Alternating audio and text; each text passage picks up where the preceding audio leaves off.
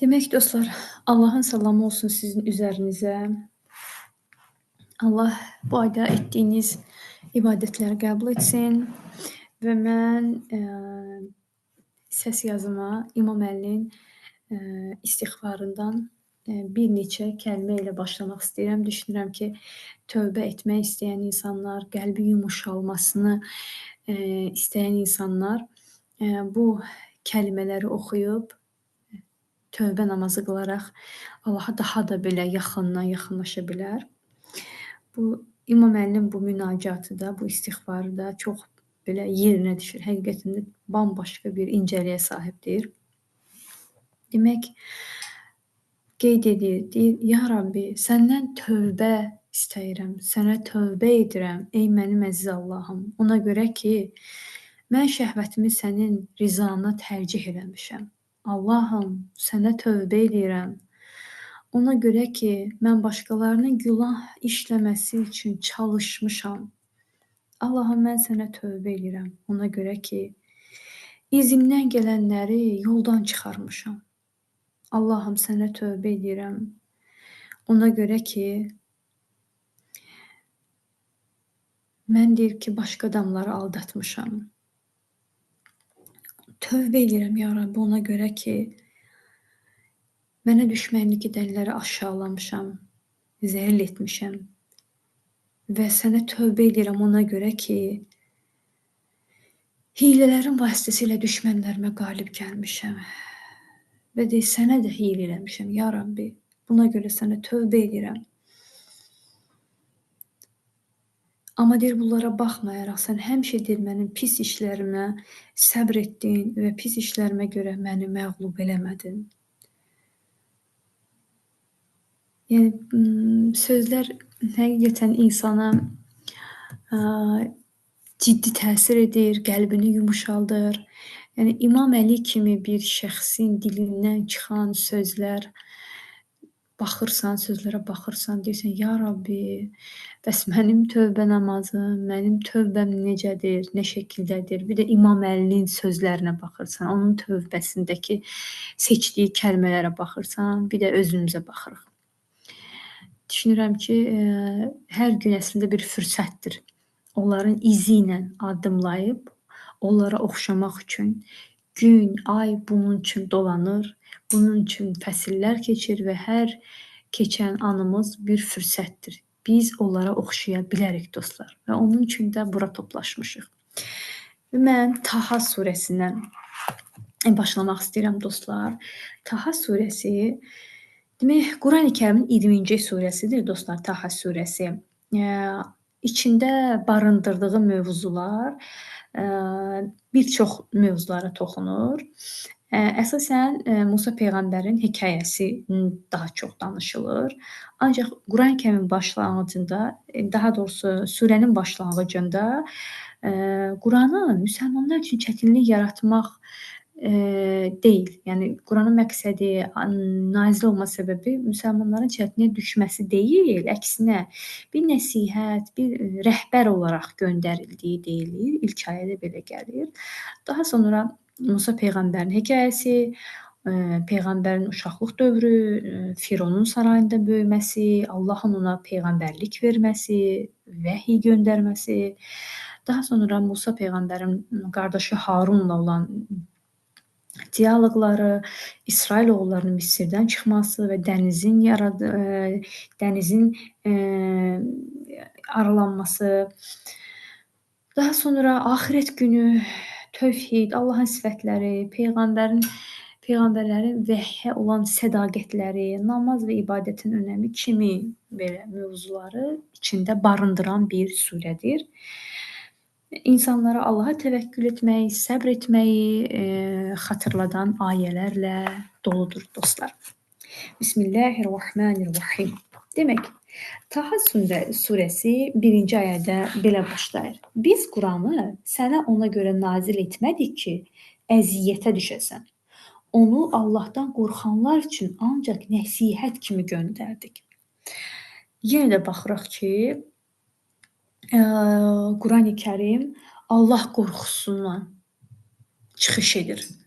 Yəni görürsüz deyir ki, kimlər üçün? Ancaq deyir, Allahdan qorxanlar üçün nəsihət kimi göndərdik. Yəni nəsihəti də kimlərin qəbul eləyə biləcəyini bir növ bizə göstərir ayə başlanğıcı ki, nəsihəti yalnız Allah qorxusu olanlar, Allaha hörməti olanlar qəbul eləyər. Yəni hər nəsihəti hamı qəbul eləməz ki, eləmi? Ki, etməyənlərlə doludur Qurani-Kərimin müxtəlif ayələri və Tahanın başlanğıcında belə bir sözün gəlməsi bizə göstərir ki, yəni ağıllı adamlar, qəlbi Allahdan, qəlbində Allah olanlar, Allaha hörməti olanlar nəsihəti qəbul eləyir. Yəni bu Quranı eyni zamanda. Sonra deyir ki, sən ucadan danışsan da, danışmasan da fərqi yoxdur. Çünki Allah sirri də bundan daha gizli olanı da bilir.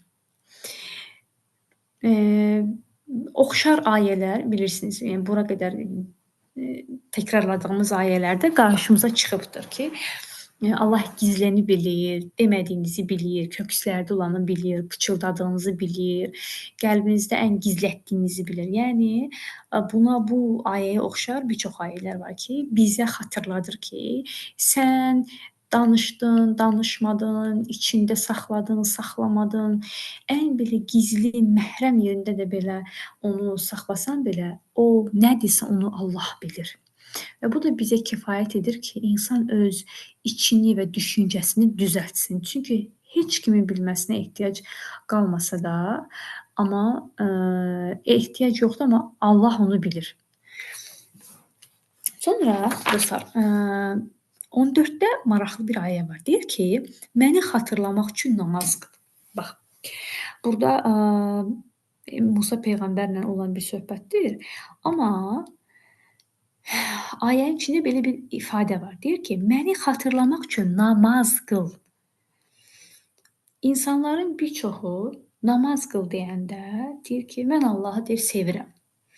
Və yaxud da ki, hələ mənə qəlbimə oturmayıb. Bilirsiniz də bu kimi bəhanələr çox gətiririk. Amma Qurana baxanda görürük ki, Allah-u Teala'nın namazı istəmə səbəblərindən də biri onun xatırlanmasıdır. Namazın bir çox faydaları var, söz yox.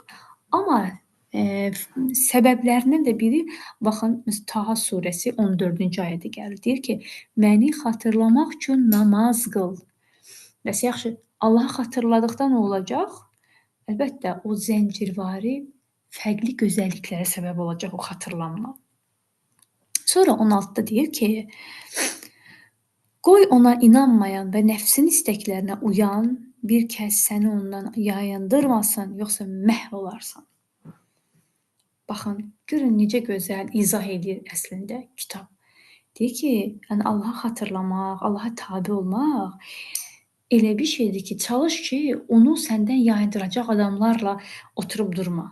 Qoy ona inanmayan və nəfsin istəklərinə uyan bir kəs. Nəfsin istəyinə uyan kəs kimdir?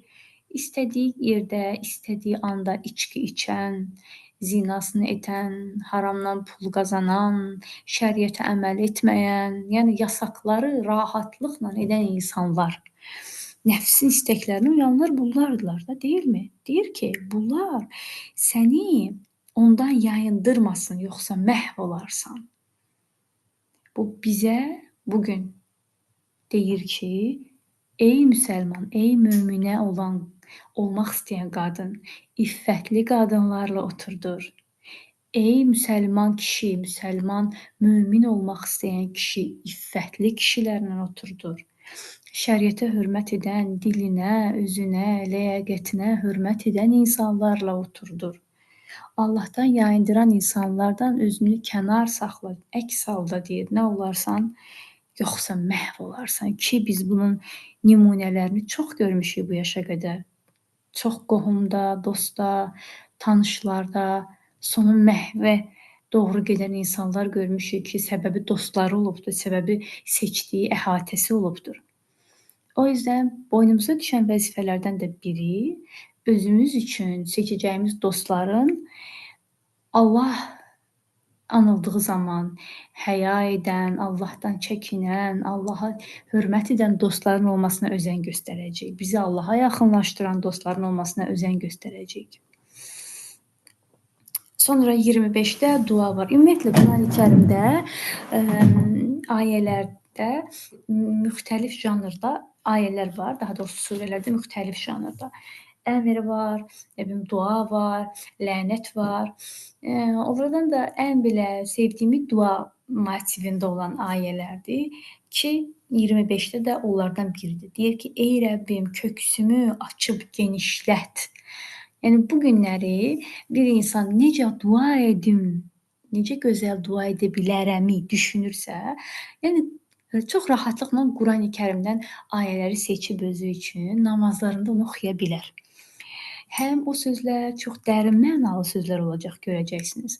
Həm də ki, Qurandan seçilmiş ayələr olacaqdır. Həm Quran oxumuş olacaq, həm dua etmiş olacaq ki, 25-də onlardan biridir.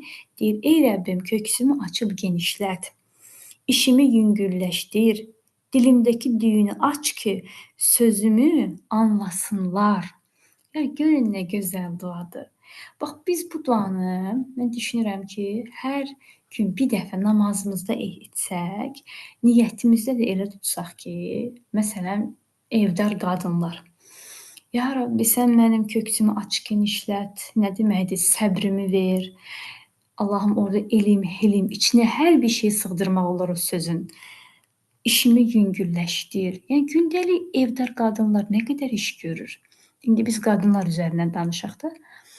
Yəni evin yeməyidir, təmizliyidir, uşaqların baxımıdır, dərsidir. Bunun hamısı fiziki bir gücdür, mənəvi bir yükdür.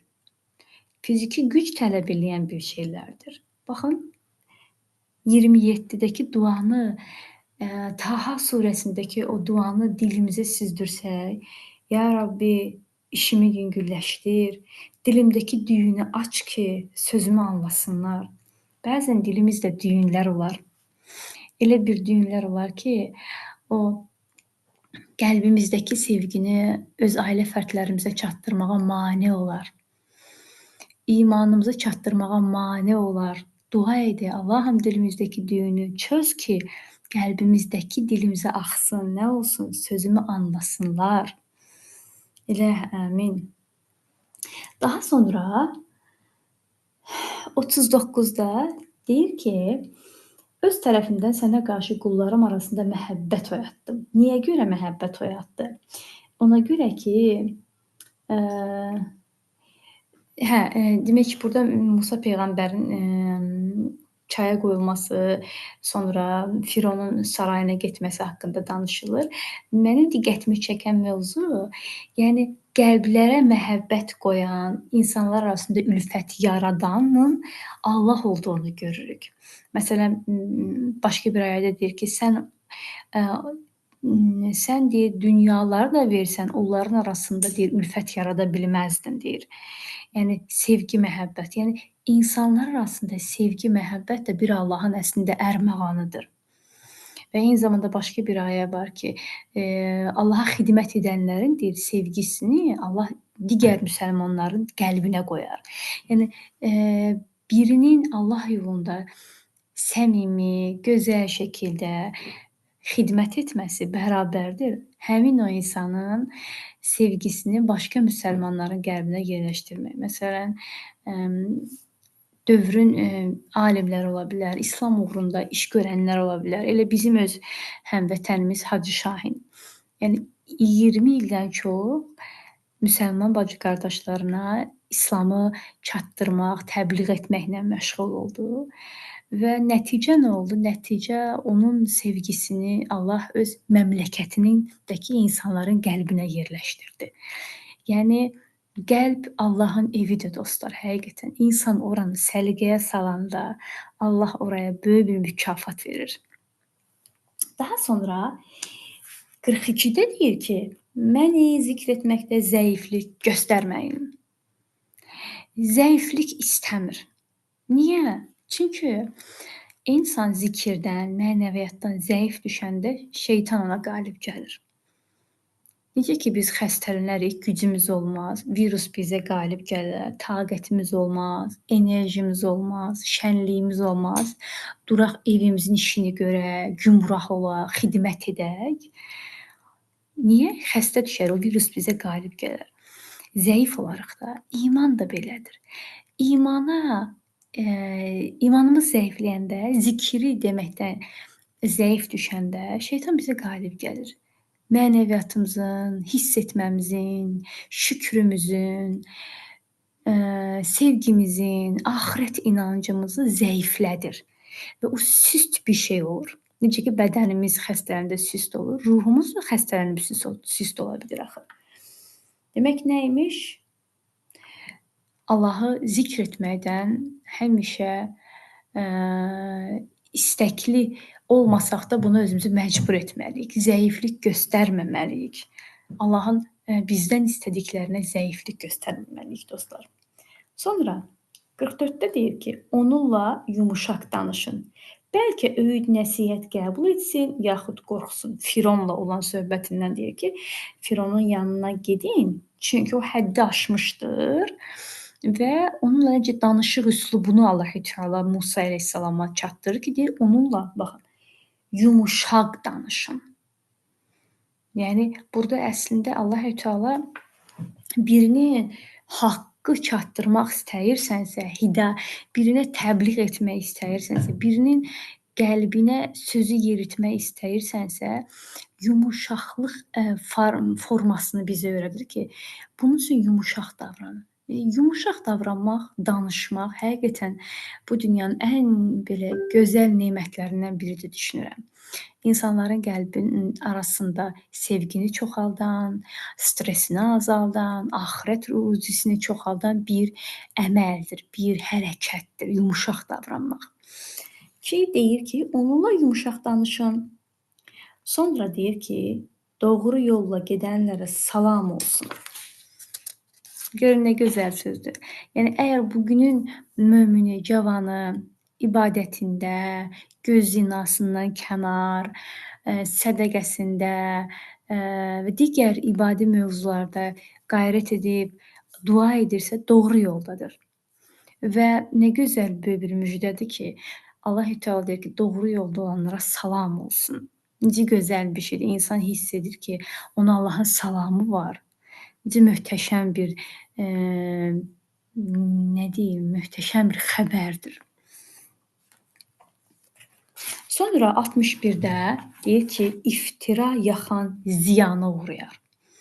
Bəzən elə yerlər olur ki, insanlar bir-birinə iftira atırlar. Qohumluq münasibətlərində olur, qonşuluq münasibətlərində, iş yerlərində. Yəni iftira təkcə bu dünyanın ədəbi rəzaləti deyil, həm də axirətin böyük əzabıdır. Yəni insanlar bəzi hərəkətlərini yumuşaq hesab edir və yaxud da bu dünyada kiçik bir şey kimi görür. Amma onu Quranın belə işığıyla o əmələ baxanda o artıq axirət əzabının səbəb olacaq bir şey kimi ortaya çıxır. Bu da onlardan biri. İftira deyir, neynəməyin, yaxan ziyana uğrayar, iftira atmayın. Sonra 74-də deyir ki, Allahın mükafatı daha xeyirli, cəzası isə daha sürəklidir. Kim Rəbbinin huzuruna günahkar kimi gələrsə, cəhənnəmlik olar. O orada nə ölər, nə də yaşayar. Kim onun huzuruna yaxşı əməllər etmiş bir mömin kimi gələrsə, onlara ən yüksək dərəcələr nəsib olar. Hansı dərəcələr? Altından çaylar axan, ədin cənnətləri, onlar orada əbədi qalarlar. Bu günahlardan təmizlənənlərin mükafatı olar dostlar. Yəni 74-dən 76-ya qədər olan ayələr bizə çatdırır ki, baxın, kim yaxşı əməllər etmiş bir mömin kimi gələrsə, yaxşı əməllər mütləq Qurani Kərimdə bir çox məsələlərin önündə gəlir və çox təkidlə bizdən istənilir. Yaxşı əməl, yaxşı əməl. Yəni ibadət edə bilərsən, şəriətə əməl edə bilərsən, amma sən yaxşı əməllərə sahib olmazsan, xeyirdə yarışmazsan, simic olarsan və yaxud da ki, ola bilər dilin acı ola bilər, yaxud da ki, sədəqə verməzsən, canı yanan olmazsan, bunlar yaxşı olmayan əməllərdir və sənin o ibadətinin sənə zərəri ola bilər, xeyri olmaz. Yaxşı əməlin qiyməti Allahu Təalanın qatında çox böyükdür və bizdən də istədiyi zatən odur. Mömin sifətini gətirəndə də öndə yaxşı əməl gətirir. Yaxşı əməllə mömin olacaqsınız. Bəs mömin kimdir? Mömin Allahın şəriətinə əməl edən, namazını qılan, zəkatını verən, axirət inancı yerində olan, peyğəmbərini sevən, ibadətlərini edənlər, bunlar möminlərdirlər. Bərabərində sən mömin olaraq yaxşı əmələ sahib olan bir mömin olmalısan deyir. Nəticədə səni Allah ədin cənnətləri ilə mükafatlandıracaq deyir. İnşallah. 81-də deyir ki, sizə verdiyimiz ruzilərin təmizindən yeyin. Necə qidalanmamız lazımdır? Bu haqda müxtəlif ayələrdə fikirlər qarşımıza çıxacaq. Ki, belə edin, belə yeyin. Onlardan biri də Taha surəsi 81-dədir ki, deyir ki, sizə verdiyimiz ruzilərin təmizindən yeyin. Təmiz ruzi yeyin. Görürsünüz dostlar, təmiz. Yəni bir müsəlmanın etməli olduğu məsələlərdən də biri nə yediyinə fikir verməsidir. Çünki deyir, insan yediyidir. Yediyin nədirsə, insanın sinir sistemi, sağlığı birbaşa ondan təsirlənən bir şeydir. Və bunların təsirləndiyi bu detallar çox önəmli. İmanın onurğası, sağlığın onurğası, həyat eşqi, yəni bütün münasibətlərə təsir edən duyğuları belə əhatə edir. O yüzden yediyimiz nədirsə, həm halalından, həm təmizindən, təmiz olmasına fikir verməliyik. Daha sonra 82-də deyir, mən həqiqətən də tövbə edib, iman gətirib, yaxşı işlər görən, sonra da doğru yolu tutanları bağışlayıram. Allahın bağışladığı adamlardır bunlar. Onlar kimdir? Onlar həqiqətən tövbə edəcək. Yəni dildə yox, içi yanacaq. Allahım, mən qeybət etdim. Allahım, mənim qursağımdan haram loxma keçdi. Allahım, mən atam, anamın üstünə qışqırdım, qohum münasibətlərimi pozdum, əlimi gözümü harama apardım, bağışla. Dizini qıracaq yerə və yaxud da qəlbindən sızıltı ilə keçəcək, həqiqi tövbəsi olacaq. Bax o zaman Allah onu bağışlayacaq və iman gətirəcək və yaxşı işlər görəcək. Allahım, mən iman gətirirəm, sən mənim Rəbbimsən. Mən iman gətirirəm, mən səninlə görüşəcəm, məni haqq hesab edəcəksən. Allahım, mən iman gətirirəm. Sənin dinin var, kitabın var, peyğəmbərlərin var, mələklərin var. Mən bunların hamısına iman gətirirəmmi beynimizdə, ruhumuzda çevirəcəyik, düşünəcəyik, inanacağıq. Və sonra da yaxşı işlər görən, doğru yol tutanlar, doğruların yanında olanlar, doğru yol tutanlar Allah bağışlayacaq. Allah bu adamları bağışlayacağına dair söz veribdi Taha 82'də dostlar. Daha sonra 103'də dostlar. Dünyada cəmi 10 gün qaldınız. Dünyada cəmsi bir gün qaldınız deyəcək. Yəni orada insanlar arasındakı söhbətdən gedir. Cəhənnəmə düşən, sonra qiyamətdə insanların bir-birinin danışmasıdır, mələklərin onlardan sual soruşmasıdır. Bunlardan çıxış edən ayədir və deyir ki, onlar öz aralarında pıçıldaşıb deyəcəklər. Biz dünyada cəmi 10 gün qaldınız. Biz onların nə deyəcəklərini yaxşı bilirik. Onların ən ağıllısı isə dünyada cəmsi bir gün qaldınız deyəcək. Səndən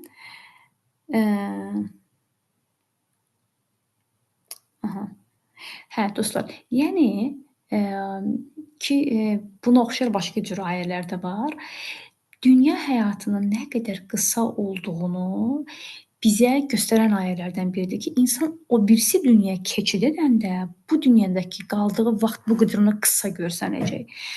Əslində, yəni bunu hamı bilir. Yəni 40-lara çatan adamlar çönüb geriyə baxanda deyir, mən necə sürətlə gəldim bu yaşa, heç özüm də bilmədim. Yəni ömrün də sürətlə axması və əksər insanların da bunu təsdiq etməsi bizi bir daha göstərir ki, əslində bu qeyri-adi bir və yaxud şişirdilmiş bir fikir deyil. İnsan ötəki dünyaya keçəndə də oranın qərarları, oranın həqiqiliyində artıq dünyanın həqiqətini dərk etmiş olacaq ki, o da ona artıq bir gün kimi və yaxud da gün yarım kimi gələcək. İndi bir düşünün. Yəni bir gün və yaxud da gün yarımı kimi dəyərləndirəcəyimiz bir həyatı məhv etmək necə də böyük bir səhv, necə də böyük bir uğursuzluq olar. Niyə? Çünki biz öz Rəbbimizə, biz öz nəfsimizi Rəbb qərar veririk bu dünyada əksəriyyətimiz. Öz Rəbbimizi Rəbb kimi qəbul etmirik. Qəbul etmək, yəni əməl etməkdir. Təkcə dildə iqrar etmək deyil, qəbul etmək əməlinə çevirməkdir, çəkinməyindir, sevməyindir. Onun işlərini onun istədiyi kimi tərtib etməyindir, qəbul etməyin. Daha sonra dostlar, dünyanın dağılması haqqında ayə gəlir ki, dağları yerindən qoparacağıq, qiyamət səhnəsidir. Və məni həmişə bu ayə belə necə deyim, düşündürür və belə kədərli düşündürür. Niyə? Deyir ki, yəni Rəbbim onları dağıdıb havaya sovuracaq, yəni dağları. Oranı boş düzəngaha çevirəcəkdir. Sən orada nə bir eniş, nə də bir yoxuş görə biləcəksən. O gün insanlar heç bir yana meyil etmədən carçının arxasınca yeriyəcəklər. Mərhəmətli Allahın qarşısında səslər kəsiləcək və sən yalnız pıçıltı eşidəcəksən. O gün mərhəmətli Allahın izin verdiyi və söz deməsinə razı olduğu şəxslərdən başqa heç kimin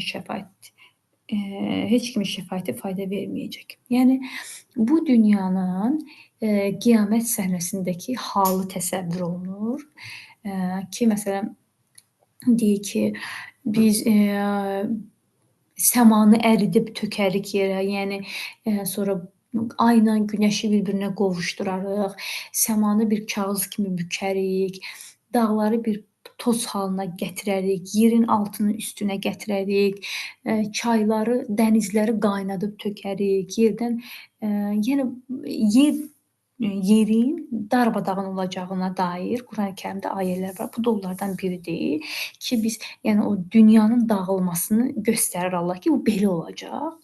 Və onlardan da biri budur ki, deyir ki, yəni bu olduqdan sonra bu yer para, yəni bu qədər kələ-kötür, dağlar, nə bilim, dərələr, bunun hamısı dümdüz bir şey olacaq. Və sən deyir, o qədər düz olacaq ki, sən orada deyir ki, nə balaca əyri-üyrü tapa bilməyəcəksən. Və insanlar pıçıltı ilə danışacaq və qiyamət günü, yəni insanlar artıq carçının sur çalanda, qəbirlərdən durub carçının ardınca gedəndə insanlar pıçıltı ilə bir-birinə danışacaqlar. Və həqiqətən də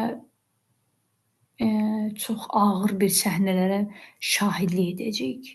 Allah həmin o ağır səhnələri yaşayan yox, müşahidə edənlərdən olmağı nəsib eləsin. Sonra 112-də deyir ki, mömin olub yaxşı işlər görən şəxslər isə haqsızlığa məruz qalmaqdan, nə də savabının əksilməsindən qorxarlar. Yəni, birinə yaxşılıq edərsən, o qəbul eləməz və yaxud da onun qarşılığını verməz və yaxud da ki, başqa formada onu hörmətsizlik eləyə bilər, görməzdən gələ bilər. Yəni, narahat olma. Niyə? Çünki deyir, möminsənsə, yaxşı işlər görmürsənsə, yəni bunun savabını Allah mütləq verəcək. O qarşı tərəfin verib verməməsinin, görüb görməməsinin bir əhəmiyyəti yoxdur. Sonra yenə 114-də dua kimi gələn ayə deyir: Ey Rəbbim, elmimi artır. Yəni çox sevdiyim dualardan biridir bu. Ey Rəbbim, elmimi artır. Niyə? Çünki elm gücdür. Necə ki, insanın əlində silah olsa, o artıq güc onun əlindədir, deyilmi? İnsanlar ondan qorxar, çəkinər.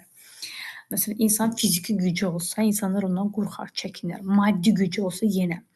Elm də böyük bir gücdür, dostlar. Ki, artıq sənə bir üstünlük verir. Yəni, hər zaman ruzimi artır, nə bilim, işimdə məni önə apar, duası ilə də birgə ən böyük elə bunu etməliyik ki, Allahım elmimi artır. Taha 118, 114. Niyə? Çünki insanın elmi artanda, insanın düşünürəm ki, yaşadığı həyatın standartı da gözəl olur, insanları tanıması da rahat olur, öz həyatını səliqəyə salması da çox asan olur dostlar. Ya Rabbi elmimizi artır. İlah əmin. Allah bizi Quran haqqında elmi artıq olanlardan, artıranlardan eləsin. İlah əmin. Daha sonra dostlar,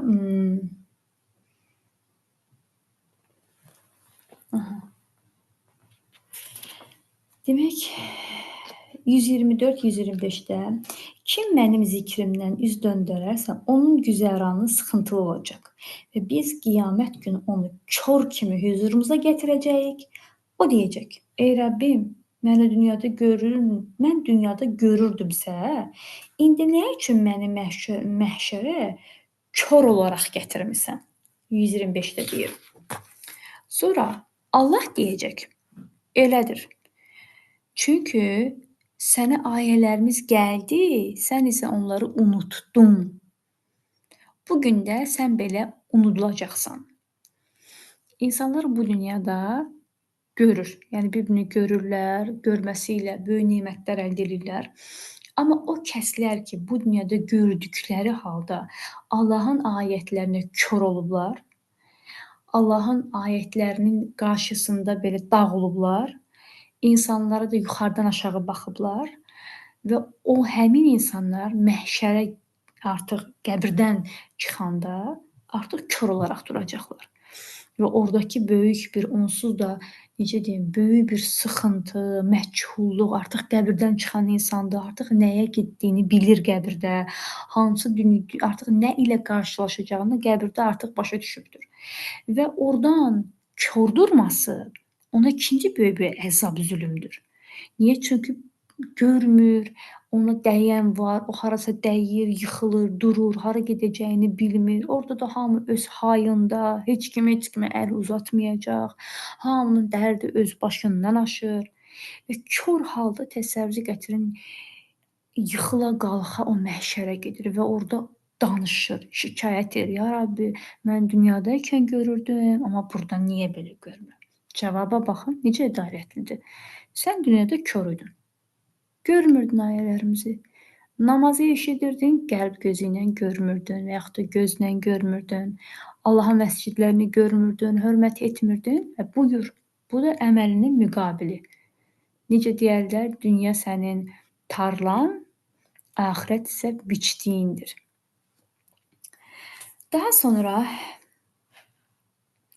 namazın vaxtları, qılınma vaxtları haqqında 130-da danışır. Taha 130-da deyir ki, günəş doğmamışdan və batmamışdan əvvəl Rəbbinin həmd səna ilə təriflə. Gecənin də bəzi saatlarında və gündüzün də iki başında ona təriflər de ki, bəlkə razı qalasan. Burada 5 vaxt namaz edir. Yəni namazların vaxtı konkret olaraq bu saatda deyilmir, amma elə günəş batmamışdan batandan sonra, çıxmamışdan öncə, gündüzün iki ortasında elə özü bir vaxtdır da dostlar. Sonra 131-də deyir, dünya həyatının bərbəzəyi kimi verdiyimiz şeylərə gözünü dikmə. Dünya həyatının bərbəzəyi kimi verdiyimiz şeylərə gözünü dikmə. Yəni burada əslində peyğəmbərə müraciətdir. Yəni deyir, kafirlərin bəzisini sınamaq üçün onlara dünya həyatının bərbəzəyini vermişik. Onlara gözünü dikmə. Rəbbinin verdiyi ruzi daha xeyirli və daha sürəklidir. Yəni eyni zamanda bizə də bir mesaj gəlir axı. Yəni peyğəmbərin və yaxud da başqa bir ümmətlərin başına gələnlərdə biz ilk öncə edəcəyimiz şey öyrənmək və özümüzə nəsə götürməkdir. Ki görürük ki, Qurani-Kərimdə Allah Təala peyğəmbərinə müraciət edir və biz də o müraciətə əsasən öz həyatımızı nə edəcəyik? Düzəldəcəyik. Nə formada? Quranın məsəl üçün Taha surəsi 100 neçədir? 131-də deyildiyi kimi dünya həyatının bərbəzəyinə gözümüzü dikməməklə. Sonra ailənə namaz qılmağı əmr et, özün də onu səbirlə yerinə yetir. Biz səndən ruzi istəmirik, əksinə sənə ruzi verən bizik. Gözəl aqibət isə təqvaya bağlıdır. Allahın öz peyğəmbərindən istəyinə baxın. Ailənə namaz qılmağı əmr et, özün də onu səbirlə yerinə yetir. Demək, buradan çıxan məna odur ki, namazı yerinə yetirmək üçün də insana səbir lazımdır. Yəni bizə həm də xəbərdarlıq edir. Bax, bu asan deyil. Asan bilmə. Amma yerinə yetirilməsi mümkün olan bir şeydir. Səbr et və səbrlə namaz qıl. Və ailənə də namaz qılmağı öyrət. Əmr et. Özü əmr et deyir. Baxaq, ailənə namaz qılmağı əmr et. Heç tövsiyə etmir də deyir. Demir. Quranın tərzinə baxanda əmr formasında gəldiyini görürük və əmr et deyir. Yəni uşağın namaza durmaq istəmir, sübh namazına mı, günorta namazına mı, digər namazlara. Sən ona orada əmr edəcəksən, dur namazı qıl deyəcəksən. Artıq övladının öhdəsinə buraxmayacaqsan ki, o istəyər qılar, istəməz qılmaz. O özü bilir namaz qılmaq lazımdır. Bunlar artıq ikinci, üçüncü planda qalır. Sənin bir müsəlman valideyn kimi borcundan da biri övladına namazı əmr etməyin olacaq. Və onu da özün səbirlə yerinə yetirməyin olacaq. Niyə səbir? Çünki namaz qılmaq, namazı vaxtında qılmaq, namazı doğru qılmaq səbr istəyən, elm istəyən bir şeydir dostlar. Sonra deyək ki, gözəl aqibət təqvaya bağlıdır. Və bütün bunları səlis şəkildə edən, sevən, təbliğ edən insanların da təbii ki, təqvası yüksək olacaq və gözəl aqibətlər olacaq. Niyə? Çünki təqvalı olublar dostlar. Belə Taha surəsinin düşünürəm ki, içindəki içəriklər maraqlı, önəmli və faydalıdır dostlar.